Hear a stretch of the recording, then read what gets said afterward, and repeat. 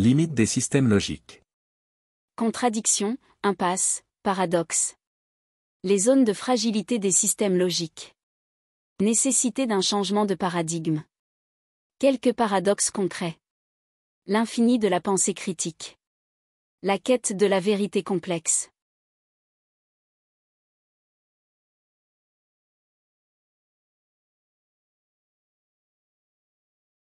Tout système logique comporte en lui-même des contradictions, impasses, paradoxes, et limites, une idée reprise et développée par Edgar Morin dans le cadre de sa pensée complexe. Morin critique le fait que les systèmes de pensée, qui prétendent à une cohérence absolue, ou à une exhaustivité complète, ne prennent pas en compte leurs zones d'ombre, leurs incomplétudes, ou encore les points aveugles inhérents à leur propre structure. Cette reconnaissance des limites internes de la logique et du raisonnement fait partie intégrante de la pensée de Morin, qui propose une approche plus ouverte, dynamique et évolutive du savoir. Les systèmes logiques, qu'ils soient formels, comme la logique mathématique, ou plus conceptuels, comme les idéologies ou théories scientifiques, reposent sur des axiomes, ou des règles, qui sont supposées être cohérentes et infaillibles. Pourtant, Edgar Morin, à la suite de penseurs comme Kurt Gödel, ou les philosophes de la théorie de la connaissance, montre que tout système logique est incomplet, et contient des paradoxes potentiels. L'un des exemples les plus marquants est le théorème d'incomplétude de Gödel.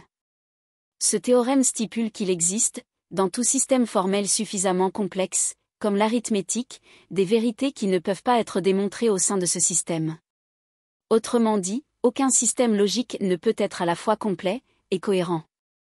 Il existera toujours des propositions vraies qui ne pourront pas être prouvées. Cela crée une tension entre la nécessité de la démonstration rigoureuse et la reconnaissance de la limite intrinsèque à tout système formel.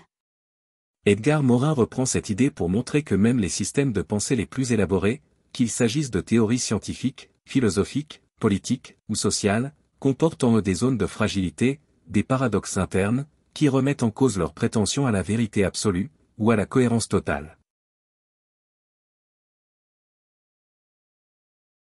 L'une des conséquences de ces paradoxes et contradictions internes est que les systèmes logiques peuvent souvent aboutir à des impasses. Ces impasses sont des situations où le système ne parvient plus à résoudre certains problèmes, ou à progresser dans sa compréhension d'un phénomène. Cela nécessite alors un changement de paradigme, comme décrit par Thomas Kuhn, c'est-à-dire un changement radical des principes sous-jacents au système. Quelques paradoxes concrets. Le paradoxe du progrès technologique. Le paradoxe du choix, ou surabondance de choix. Le paradoxe de la croissance économique. Le paradoxe de l'isolement social à l'ère des réseaux sociaux.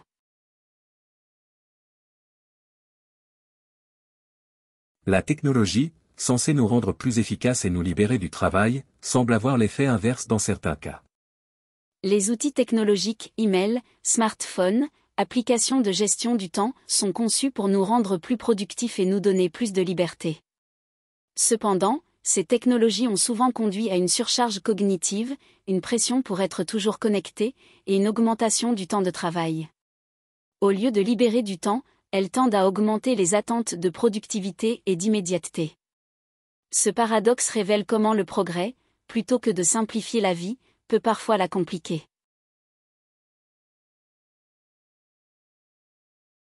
Dans les sociétés de consommation modernes, nous avons plus de choix que jamais dans presque tous les aspects de la vie, qu'il s'agisse de produits alimentaires, de carrière, ou de partenaires. Selon la théorie du paradoxe du choix, développée par le psychologue Barry Schwartz, avoir trop de choix peut engendrer de l'anxiété, de l'insatisfaction, et du regret. Par exemple, face à des dizaines de marques de céréales ou de vêtements, beaucoup de personnes se sentent submergées par la peur de ne pas faire le bon choix, ou par un sentiment d'inachèvement après avoir pris une décision. Plutôt que d'apporter satisfaction et liberté, l'abondance de choix peut paralyser, et créer de la frustration.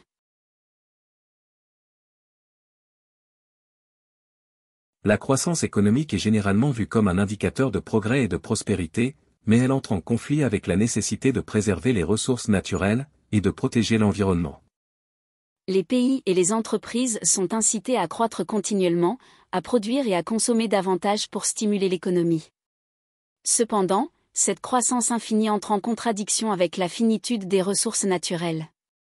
Plus une économie croît, plus elle utilise de ressources, ce qui entraîne la dégradation des écosystèmes, le changement climatique et l'épuisement des matières premières.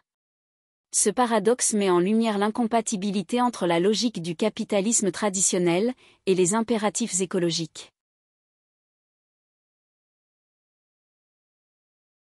Les réseaux sociaux comme Facebook, Twitter ou Instagram sont censés nous connecter davantage aux autres. Bien que ces plateformes permettent à des milliards de personnes de rester en contact, elles sont aussi accusées de provoquer un isolement social accru. Les interactions en ligne peuvent parfois se substituer aux relations en face à face, créant un sentiment de solitude et de déconnexion émotionnelle. De plus, la nature superficielle des échanges sur ces plateformes, likes, partages, etc., peut renforcer un sentiment d'insatisfaction et de comparaison sociale, générant paradoxalement plus d'isolement et de mal-être, malgré une hyperconnectivité.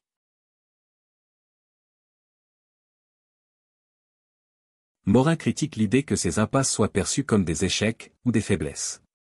Pour lui, elles sont inhérentes à la complexité du réel.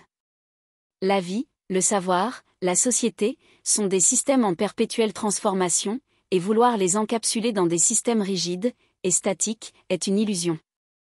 Les impasses, pour Morin, sont des occasions de réflexion critique et de réinvention du savoir. Morin montre que tout système de pensée, ou de logique, doit toujours être vu dans un cadre plus large, plus critique. Il ne suffit pas de critiquer une théorie, ou une idéologie, il faut aussi critiquer la critique elle-même. La pensée critique, pour Morin, est une pensée réflexive et autocritiquante. Elle doit se méfier de ses propres présupposés, et être prête à revoir ses fondations, à chaque étape. C'est ce qu'il appelle la course sans fin vers la complexité, où il n'y a jamais de point d'arrivée définitif, mais une perpétuelle recherche, une exploration sans fin. En conséquence, la vérité elle-même ne peut pas être saisie de manière totale et définitive dans un système clos. Toute vérité est toujours partielle, contextuelle, et doit être vue dans sa relation à d'autres vérités. Morin propose ainsi une vérité polylogique, qui intègre plusieurs logiques et plusieurs perspectives. C'est une vérité qui n'est jamais absolue, mais qui s'enrichit dans le dialogue entre les contradictions et les points de vue divergents.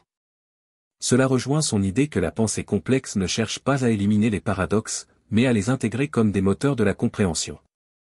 En développant cette critique des systèmes logiques, Edgar Morin nous invite à reconnaître les contradictions, paradoxes et impasses inhérents à tout système de pensée. Ces éléments ne sont pas des faiblesses, mais au contraire des opportunités de rendre nos raisonnements plus riches et plus adaptables. La logique et la pensée, loin d'être des systèmes fermés et autosuffisants, doivent toujours être vus dans une perspective ouverte, réflexive et évolutive. La réalité elle-même est complexe, et c'est en acceptant cette complexité, avec ses contradictions internes, que nous pouvons mieux comprendre le monde.